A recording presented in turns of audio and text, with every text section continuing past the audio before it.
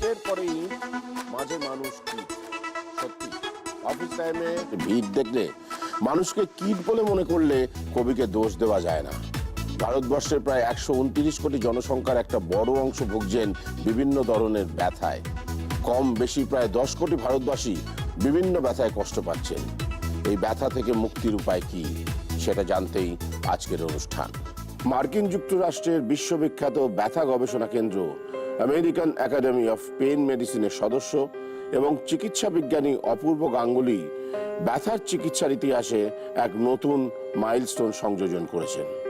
ওপিটিএম এর প্রতিষ্ঠাতা ও গবেষক শ্রী গাঙ্গুলি 30 বছরের বেশি সময় নিয়ে গবেষণা করে এক নতুন এবং অভিনব চিকিৎসা পদ্ধতির উদ্ভাবন করেছেন। এর বিজ্ঞানসম্মত নাম ফাইটোমেডিসিন। বায়োকেমিস্ট্রির খ্যাতনামা অধ্যাপকরাও চমৎকৃত অপূর্ব বাবুর এই গবেষণা নিয়ে। Happy new year everybody. বছরের প্রথম রবিবারের ব্যথাহীন শুভেচ্ছা।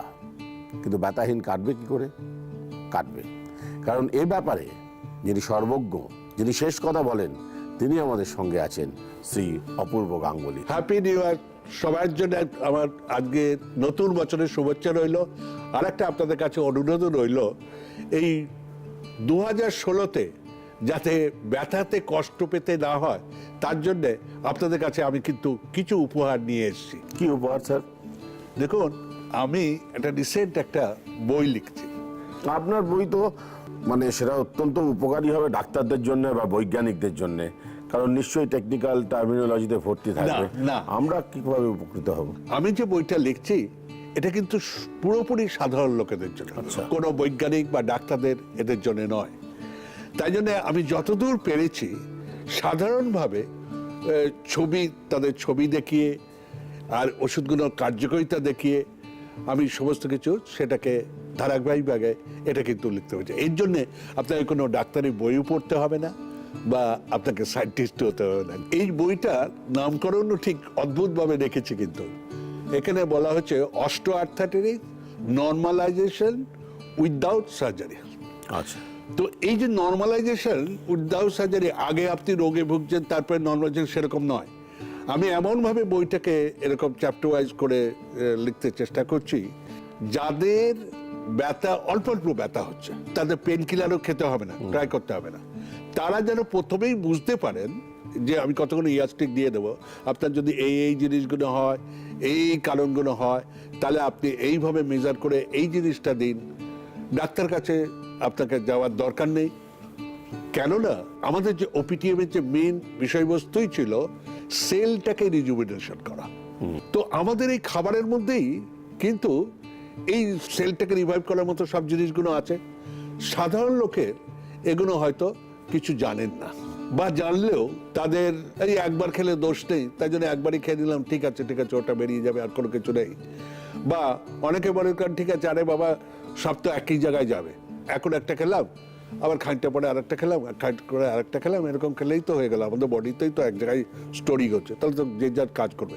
সে নয়, কেন আমাদের এই যে ওপিটিএম এর যে ওষুধগুলোর বিষয়বস্তুই হচ্ছে সিনার্জেটিক এফেক্ট অফ দ্য ফাইটোকেমিক্যালস। তাহলে এই ফাইটোকেমিক্যালসগুলো হচ্ছে বিভিন্ন ফ্রুটস, ফ্লাওয়ার, ভেজিটেবল যেগুলো আছে, সেইগুলোতে কি পরিমাণে করলে পরে এই ডোজটাকে পাওয়া যেতে পারে, সেরকমভাবেই আমি বলে দিচ্ছি। কতগুলো প্যারামিটার আমি দিয়েছি, যেটা আগেও আমি অনেকবার বলেছি, সেই প্যারামিটারগুলো বাড়িতে বসে মাপা সম্ভব। সেই প্যারামিটার দেখে আপনি নিজেকেই মনে করে নিতে পারবেন যে আপনি সত্যি অস্টিওআর্থ্রাইটিস হতে চলেছে বা হবে, বা চান্স আছে। হওয়ার চান্স যদি থাকে তার প্রিভেন্টিভ মেজার নেওয়া যায়, সেটাকেই দিয়ে যায় সে প্রথম থেকে। যেরকম আমার কোমরে ব্যথা, হাঁটুতে ব্যথা, ঘাড়ে ব্যথা আছে, কোন খাবারটা আমার খেলে পরে এটা আবার বাড়িয়ে দিচ্ছে, এর কিন্তু ধারণাই নেই। তারপরে রিউমাটয়েড আর্থ্রাইটিস আমার হয়েছে, রিউমাটয়েড আর্থ্রাইটিস কোন কোন খাবারগুলো খেলে আমার এই রিউমাটয়েড আর্থ্রাইটিসটা বেড়ে যেতে পারে, এইটা হয়েছে, তাই জন্য আমি এখন এটা খাবো না। যেরকম আমার ডায়াবেটিস হয়েছে, আমি এই ফ্রুট জাতীয় এই ফ্রুটগুলো খাবো না, এখন এটা সবারই ধারণা আছে, সব জানে, আর কোন ফ্রুটটা খেলে পরে আমার এটা বলে। তাহলে আপনি যদি বুঝতে পারেন যে আপনার রিউমাটয়েড আর্থ্রাইটিস হতে চলেছে বা অস্টিওআর্থ্রাইটিস হতে চলেছে, তাহলে সেই ফলগুলোকে আপনি খাবেন না। এইবার প্রশ্ন হচ্ছে, মানে সেটা শুদ্ধভাবে প্রমাণ করে দেয়া যে আপনি সত্যিই কি এই জিনিসগুলো খেলে পরে ভবিষ্যতে হবে না। তো সেই কারণের জন্য আমরা কি করছি, এই ফাইটোকেমিক্যালগুলো আমাদের দেশে এই ফাইটোকেমিস্ট্রি বলে এখনো কিন্তু সেরকম লেখা হলো না। আমাদের মনের মধ্যে একটাই ধারণা আছে, বা আমরা এখনো পর্যন্ত জেনে এসেছি যে এই ফুডটার মধ্যে এই ভিটামিন আছে, এই ফুডটার মধ্যে এই প্রোটিন আছে, এই ফুডটার মধ্যে এই মিনারেল আছে, আমার এই রোগ হলে এই ভিটামিনের ডেফিসিয়েন্সি হচ্ছে বা মিনারেলের ডেফিসিয়েন্সি হচ্ছে। নেচার আমাদের কিরকম ভাবে তৈরি করেছে দেখুন। সবাই বলে ক্যালসিয়াম খুব ভালো, আমার হাঁটুতে ব্যথা হচ্ছে বা আমার ক্যালসিয়াম খাওয়া হচ্ছে, ক্যালসিয়াম মানেই বোন, ফসফরাস মানেই বোন, তাহলে ক্যালসিয়াম খেয়ে নি। তা না, ওরকম ভাবে বডি কিন্তু অ্যাবজর্ব করে না। কিন্তু নেচারের দিকে তাকিয়ে দেখুন তো, যে সমস্ত খাবারগুলোর ভেতরে ক্যালসিয়াম আছে তারা আরো কিছু কম্পাউন্ড তাদের কিন্তু একসাথে তার প্রপোর্শনটি দিয়েছে। আমি এই সঙ্গেই আর একটা জিনিস আপনাদের একটু জানাতে চাই ছোট্ট করে। দেখুন, ভিটামিন সি আমাদের শরীরের জন্য প্রচন্ড ভাবে দরকার। ভিটামিন সি, হ্যাঁ, ভিটামিন সি। এই যে ভিটামিন সি আর্টিফিশিয়ালি আপনি খেতে চলেছেন, দেখুন নেচার কিভাবে ভিটামিন সিটাকে প্রিজার্ভ করেছে। দেখুন না, একটা বাতাবি লেবু দেখেছেন তো, বাতাবি লেবুটা ক্যাপসুলের মতো, তার মধ্যে কোয়া রয়েছে। এই কোয়াটার মধ্যে ছোট একটা বিচি রইলো, যাতে সে জার্মিন করে সে প্রডিউস করতে পারে আরো। তারপর সেটাকে একটা হালকা কভার দিয়ে দিল, জ্যাকেট করে দিল। এইবার জ্যাকেট দিলে হলো না, এইবার তার উপরে ফোমিং কিছু এফেক্ট দিল। এখন জিনিস দেখুন, এই যে আমাদের ফোমটা রয়েছে, এই যে চেপে যাচ্ছে, এখানে অক্সিজেন, এই ফোমের মধ্যে অক্সিজেন রয়েছে, তাই জন্য তো এই জিনিসটা এরকম চেপে যাচ্ছে, আবার যেই ছেড়ে দিচ্ছে উপরে এসে যাচ্ছে। ওই ফোমিং এফেক্টটা তাহলে আমাকে রাখতে হবে। এইবার নেচার কি করলো, যদি ক্লোরোফিল না থাকে তাহলে আমি সেখানে গাছটাকেই বাঁচাতে পারবে না, তাই উপরে একটা কভার দিল। এইবার ফোমিং এফেক্ট রাখার জন্য তাহলে আমাকে ফুটে ফুটে করে দিতে হবে। এবার ফুটো ফুটো যদি করে দিই, ওখান থেকে সমস্ত জাম পাম ঢুকে যেতে পারে। কিন্তু নেচার কি করলো জানেন, ওই ফুটোটার মধ্যে অয়েল দিয়ে দিল। দেখুন, নেচার এরকম ভাবে একটা ভিটামিন সি কে প্রিজার্ভ করে রেখে দিয়েছে। আচ্ছা, আমি বইটা সম্বন্ধে দু একটা জিনিস জানতে চাই। এখন হচ্ছে এটা কোন ভাষায় লিখছেন? দেখুন, আমি প্রথমে একটু এটা ইংলিশ ভার্সনেই যাচ্ছি, কারণ আমার সমস্ত পেপার তো ইন্টারন্যাশনাল জার্নালে। আমরা আশা করব ভবিষ্যতে বাংলা ভাষা করবো। আর পাবলিকেশনটা করছি, সমস্ত পাবলিশার যারা আছেন তারা foreign publication, it will be easier translated. হ্যাঁ, ট্রান্সলেট। কবে নাগাদ বইটা আমরা পেতে পারি বাজারে? প্রায় 400-500 পাতার একটা বই হবে। তারপরে তার ছবি কালেকশন, তারপরে আমার যে পাবলিকেশনগুলো আছে সেই পাবলিকেশনগুলো কি হয় জানেন, তাদের কাছে আবার পারমিশন দিতে হবে। একটু সময় লাগবে, একটু সময়। ভালো জিনিস পেতে গেলে ধৈর্য, সবুরেই তো মেওয়া ফলে একমাত্র। একটুখানি ধৈর্য লাগে। তবে আশা করছি এই 2016-র মধ্যেই আমরা আশা করছি শেষ করতে পারব। তাহলে দর্শক বন্ধুরা, 2016-র মধ্যে আমরা এই বই পেয়ে যাব হাতে, উপকৃত হব। আপনাদের জন্য একটা চমক অপেক্ষা করছে। এই পরের সেগমেন্টে আমরা কি করব জানেন? ওপিডিএম এ চিকিৎসা করে উপকৃত হয়েছেন সেই পরিবারের আমরা একজনকে আপনাদের সামনে হাজির করব। অপেক্ষা করুন।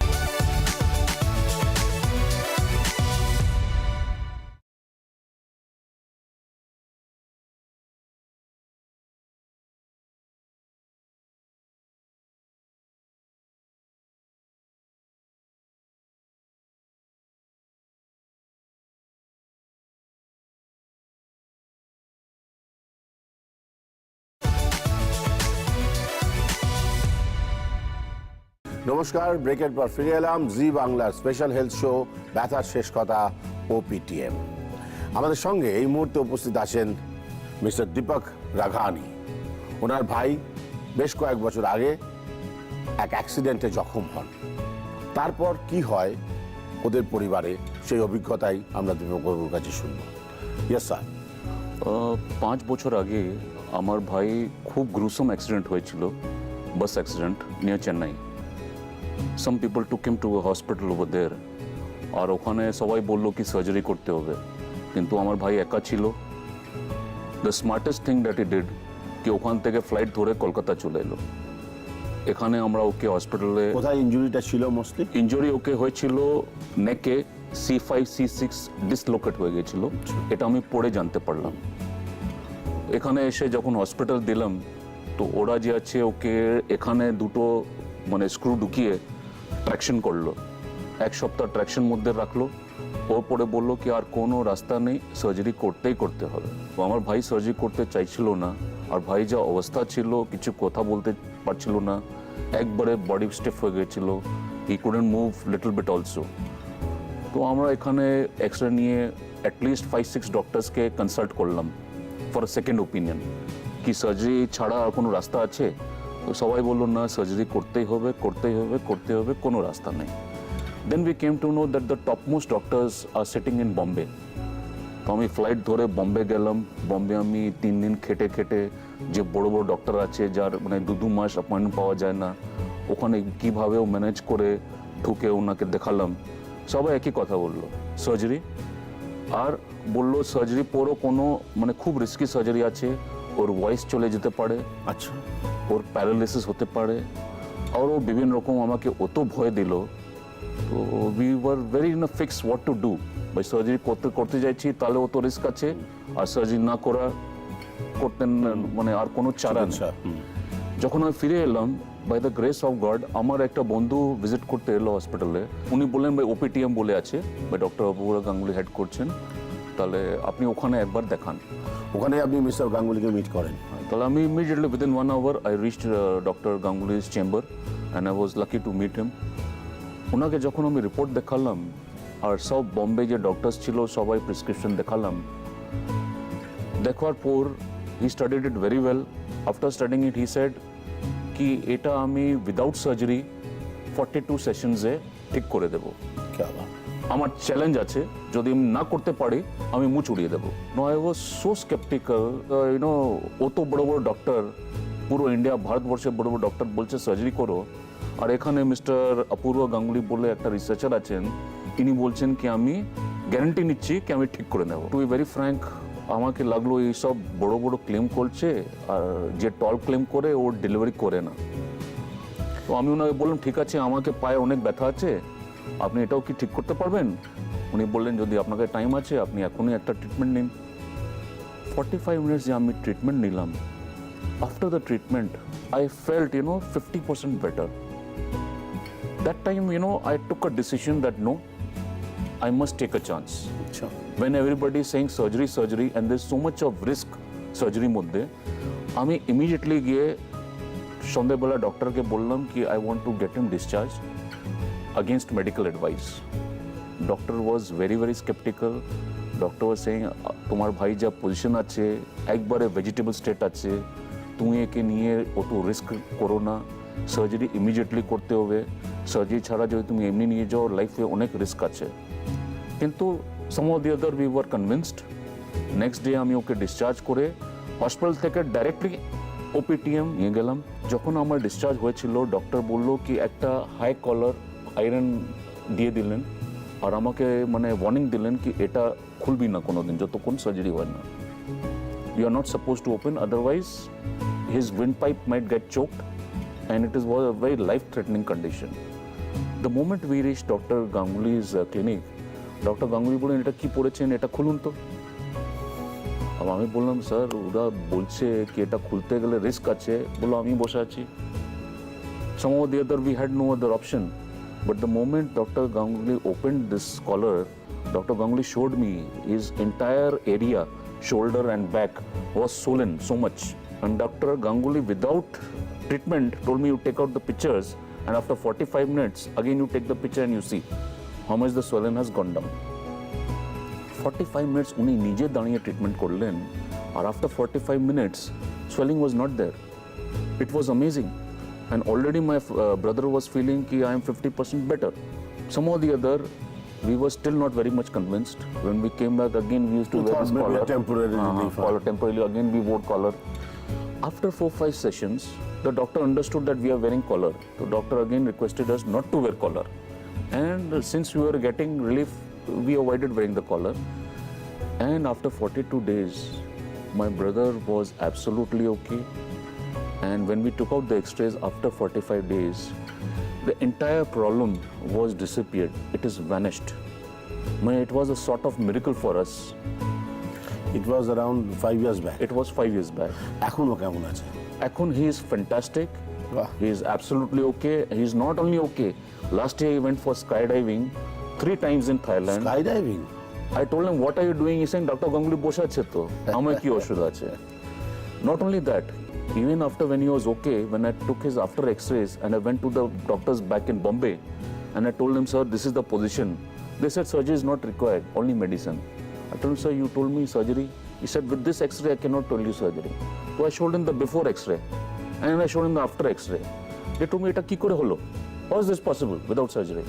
I don't know, sir, some Dr. Ganguly is there, he has done it. So it was amazing, and for us, you know, Dr. Ganguly is God. Mister Raghani, আপনি তো হাতে নাতে ফল পেয়েছেন, মানে you are the first hand beneficiary in your family. আপনি কি আর কাউকে রেকমেন্ড করবেন ওপিটিএমে যাওয়ার I জন্য? have nearly sent more than 200 to 250 relatives and friends to OPTM, and not a single person has told me, you know, I have not got relief. Everybody blesses me, and you know, this is truly something great that everybody is getting good results at OPTM. In fact, recently, about 15 days back, my cousin came in from West Africa, and all the doctors around the world, in Africa, he went to Dubai. Over there also, I told him that he requires hip placement surgery. But I told him that you come over here once, and I took him to Dr. Ganguly, and Dr. Ganguly said, I will make him okay within 42 days. And today, after taking 7 to 8 treatments, he is already feeling, you know, much better. He's able to walk properly, and he's so happy that he's postponed his trip and he's staying in India for treatment. বাহ, And I would like to add, you know, that we are so proud that in Calcutta, once we have Victoria Memorial, once we have Dakshineshwar, and one more thing that we are really proud of is Dr. Ganguly. বাহ বাহ বাহ। শুনলেন তো দর্শক বন্ধুরা, তাহলে ধন্বন্তরীর দেখা এখনো পাওয়া যায়, আমাদের মধ্যেই আছে, হাতের কাছে ওপিটিএম এর কর্ণধার শ্রী অপূর্ব গাঙ্গুলি। আমরা ওনার সঙ্গে আলোচনায় আবার ফিরে আসবো একটা ছোট্ট ব্রেকের পর।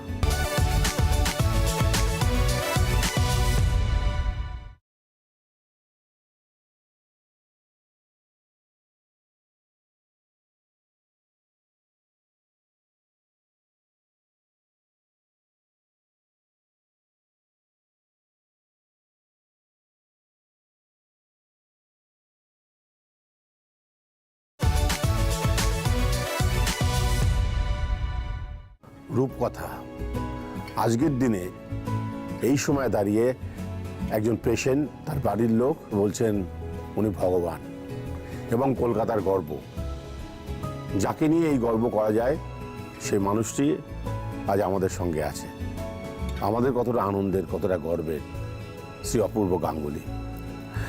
মিস্টার গাঙ্গুলি, এই যে মিস্টার রাঘানি যে বেনিফিটগুলো বলে গেলেন এবং যেভাবে ওরা উপকৃত হয়েছেন, এটা কি করে সম্ভব? সারা ভারতবর্ষের ডাক্তাররা এক ধরনের ওপিনিয়ন দিয়েছেন, সেখানে আপনি আপনার মতে স্টিক করে মাত্র 42টা সেশনে একজন মানুষকে সুস্থ করে দিলেন, কি করে সম্ভব হলো? দেখুন, আপনারা তো শুনলেন, উনি আজ থেকে 5 বছর আগে কিন্তু নিয়েছে। এই 5 বছর পরে ওপিটিএমে অনেক কিছু চেঞ্জ হয়েছে। এবার দেখুন, তখন থেকেই তো আমাদের রিসার্চগুলো চলছিল, এবং শুধু উনি একা নন, ওনাদের অনেক বড় বড় রিলেটিভদের পাঠিয়েছেন, আর উনি একজন বিরাট বড় বিজনেস ম্যাগনেট, যে দিল্লি, মুম্বাই যেসব জায়গাতে সেন্টার আছে উনি পাঠিয়েছেন। আসল ব্যাপারটা হচ্ছে কি, দেখুন, ওনার ভাইয়ের C5, C6, আমাদের না ঘাড়ের কাছে না 7টা বোন থাকে, জানেন? এই C5, C6 এর যদি কম্প্রেশন হয়, 7থেও ছিল, কিন্তু ওরা বুঝতে পারছে না। C5, C6 এ ছিল, 7তে ছিল, একদম চেপে গেছে। আজ থেকে 5 বছর আগেকার কিন্তু ওটাই রীতি ছিল যে আমরা এটা দেবে গেছে, তো তাহলে আমাকে ওটাকে ফাঁক করতে হবে। ফাঁকটা করবো কি করে? তাহলে ট্র্যাকশন, এখন ট্র্যাকশন ব্র্যান্ড আছে, তখন তো ছিল না। তা একটা মাত্র উপায় ছিল, কি বিভৎস চেহারা ছিল, যে এইখানে দুটো স্ক্রু দিয়ে তাকে উপরে টাঙিয়ে দেওয়া ছিল। মানে এতটাই ঘা হয়ে গেছে, রক্ত জুড়িয়ে পড়ছে, মুখে কথা বন্ধ। আর ওই যে আমি বারবার বলি যে এই যে কলার বোন বা বেল্ট বা নিকাপ এটা পড়বেন না, উনি বললেন যে ডাক্তারবাবু বারণ করছে, শুধু বারণ করেননি, ওনার ডিসচার্জ সার্টিফিকেটে বড় করে লেখা রয়েছে, সব কটা ক্যাপিটাল করে, ডু নট রিমুভ দ্য কলার। ওনার সঙ্গে ওনার ভাই বা ওনাদের অনেক বিজনেস আছে, ও স্টাফ সবাই মিলে সেই দিনকে আমার ক্লিনিকে 30 থেকে 40 জন এলেন। আর ওনার দাদা, বাবা, মা মানে কাকুতি মিনতি করছেন যে কলারে হাত দেবেন না। কলারটা ওরকম একটা লোহার কলার দেওয়া রয়েছে। দেখুন, আমার যে ট্রিটমেন্ট প্রোটোকলটা আছে, আমি তো উপর থেকে কিছু করতে পারবো না, আমাকে তো ভেতরে যেতে হবে। চোখ মুখ দেখে বুঝতেই পারছিলাম আমার পরে তাদের ভরসা নেই।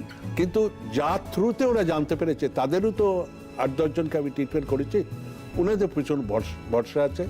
উনি বারবার ওনার দাদাকে, আপনি যাকে জিজ্ঞেস করলেন, ওকে বারবার করে ঘর থেকে বার করে নিয়ে যাচ্ছে, বলে না কলার খোলা অবস্থায় কি হয় সেটা আমি একবার দেখতে চাই। কারণ তার ভাই কথা তো বলতে পারছে না, কথা বন্ধ হয়ে গেছে। আমাদের যে ফাইটোকেমিক্যালসগুলো যেগুলো রয়েছে, এটা ইনস্ট্যান্টলি কিন্তু কাজ করে প্রথম দিন থেকে। তাই জন্যে আরেকবার আপনার শুনলেন যে তার ভাইয়ের ছেলেকে সে এখান থেকে নিয়ে এসছেন, ওটা কিন্তু প্রথম দিন থেকেই কাজ করে।